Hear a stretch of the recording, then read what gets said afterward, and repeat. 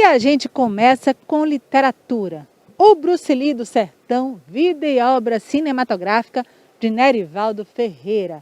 É uma espécie de híbrido, uma mistura de ficção com pesquisa acadêmica em torno da vida do professor de Kung Fu e também cineasta Nerivaldo Ferreira.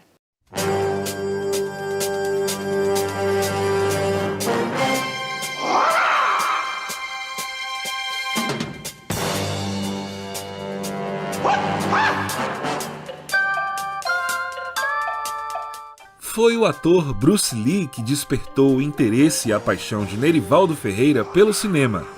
Autodidata, ele produziu 6 longas de artes marciais, tudo rodado no interior da Bahia.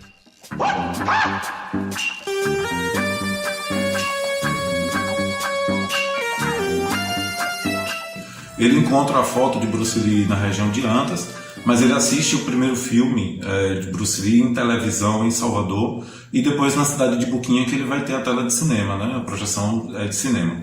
E agora a produção em si, ele começa em 2002 muito procurando divulgar o trabalho dele como mestre, né? Ele tinha uma escola, uma academia de Kung Fu e ele queria divulgar isso com um audiovisual, então a produção de cinema começa aí.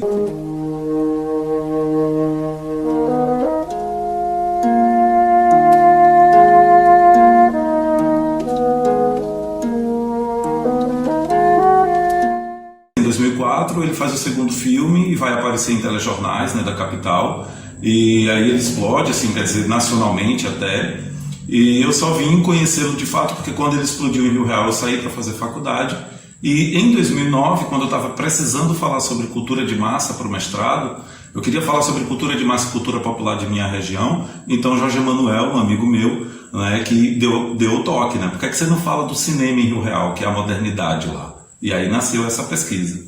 Olha, no livro Bruce Lee do Sertão eu tento explicar que nós temos uma cultura de um messianismo muito forte, né, já milenarizado, então isso é replicável em nossa própria cultura de massa. Então em Hollywood, né, os filmes de gêneros eles são, né, baseados nesse mito do herói, e o cinema de Bordas ele mimetiza isso, então é muito de se esperar que isso seja replicado na produção típica de Nerivaldo.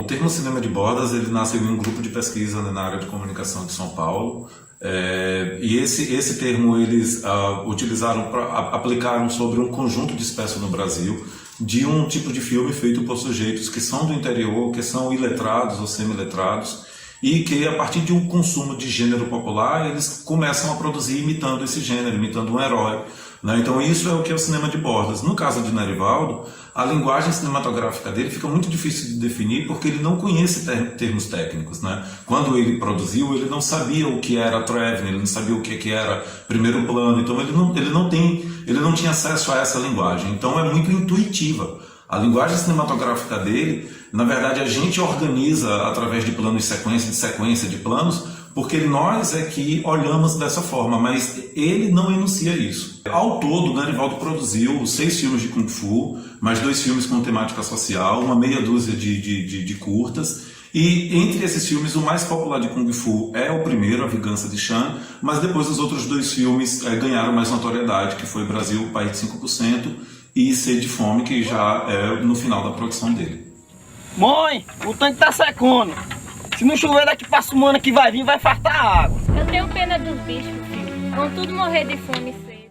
Eu acho que ele deixou uma lição importante, que é a potência do cinema, né, a significância que ela tem para o grupo social que produz, que consome, que se vê representado, né, e que construiu esse próprio produto que eles mesmos consomem. Então, eu acho que a autodeterminação dos sujeitos, né, de fazer de qualquer forma, da maneira que for possível.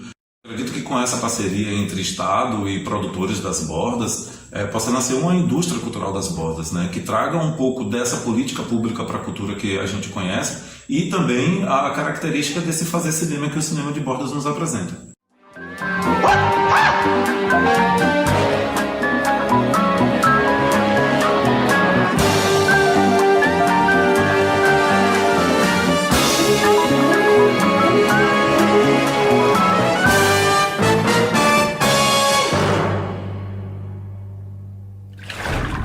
Esse Bruce Lee do sertão deu e deixou. Gostei, viu? E agora